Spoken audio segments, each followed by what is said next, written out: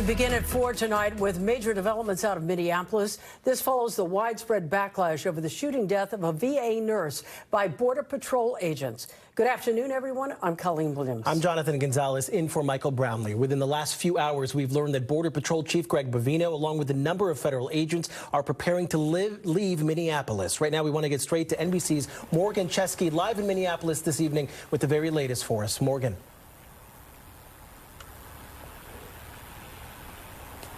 Yeah, Jonathan, Colleen, it has been a fast-moving 24 hours here in Minneapolis. Just within the last hour or so, we have learned that Commander Greg Bovino will, in fact, be leaving this city. President Trump announcing earlier today that Border Czar Tom Homan will be arriving here and will be the point man, reporting to the president directly as he continues to conduct ICE operations in this city. Important context here, though. After weeks of having a bitter back and forth, Governor Tim Walz acknowledging a prior phone conversation with the president today in which he stated it was productive, and the president said that he would look into reducing the number of ICE agents here on the ground in the coming days. And that is more or less an about-face from the White House as to what we've been hearing over the last several days and weeks, particularly following the death of 37-year-old Alex Pretti, that 37-year-old ICU nurse who worked at a nearby VA hospital, who was shot and killed by federal agents Saturday morning, not too far away from where we're standing.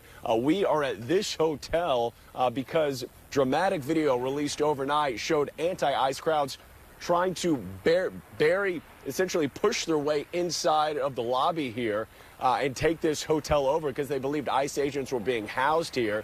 There was a Minneapolis police officer here on scene who had to medically treat an injured federal officer, and we know 2 people were detained, but that speaks to the furor of this community following that shooting death, again, of Alex Pretti. His parents today are releasing a very strong statement, essentially contradicting what federal officials have said, in that this 37-year-old was brandishing a firearm when he initially approached officers. His parents and multiple video accounts obtained by NBC News contradict that entirely. We'll have much more coming up tonight on NBC Nightly News. Guys. All right, Morgan Chesky reporting live for us from Minneapolis. Thank you. Certainly a lot of questions still linger after the shooting death of Alex Pretti this weekend. Let's bring in law enforcement and counterterrorism expert and former FBI agent Dr. Errol Southers. Dr. Southers, thanks so much for joining us today. Thank you for having me, Colleen. You've seen the video, no doubt, several angles. If you were teaching a class of officers, what would you tell them?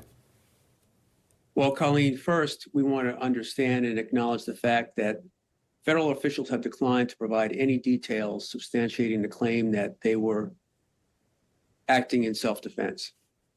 The most important thing is that there has to be strategy and a tactic, and it appears that was totally lacking. You had at least 6 agents there, and you had 1 individual on the ground. And at that point, my understanding, again, looking at the video, we all saw it, it appeared he was coming to the rescue of a woman who had been pushed down.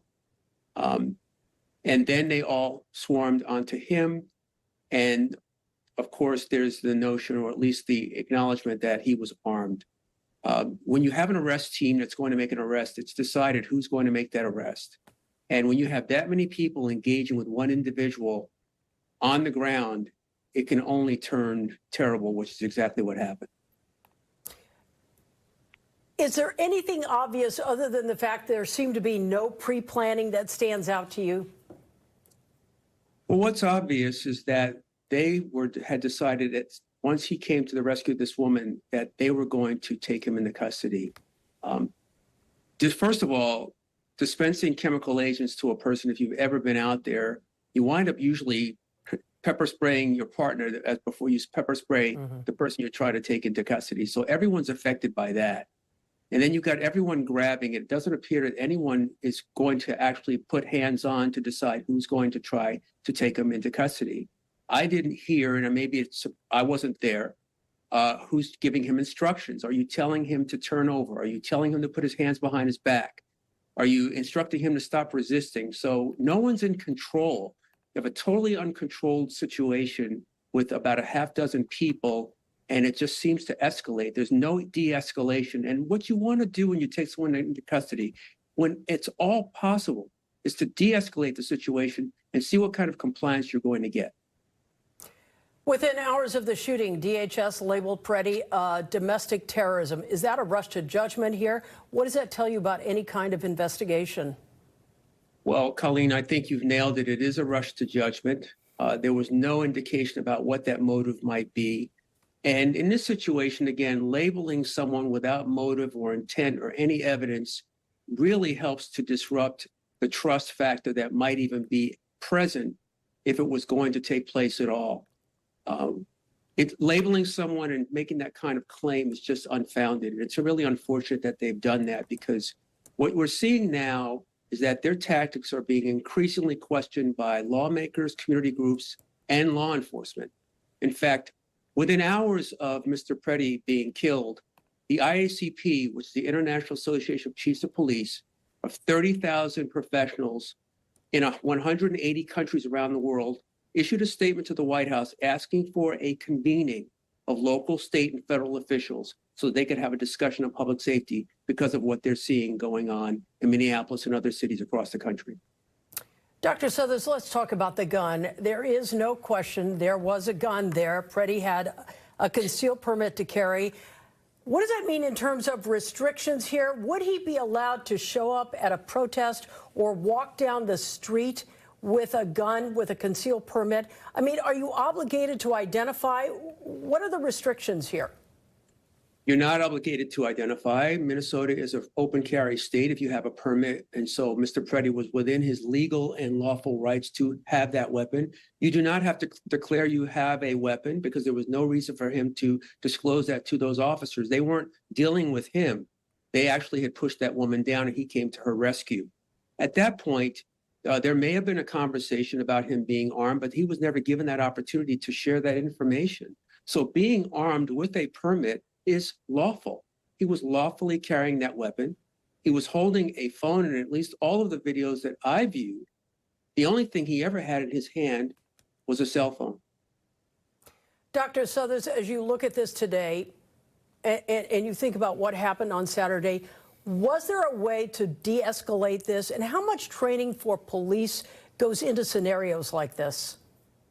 Well, there is a way to de-escalate. And the first option you have is verbal, giving someone instructions before you put hands on. We have a situation here where you have an agency that has really come together rather quickly.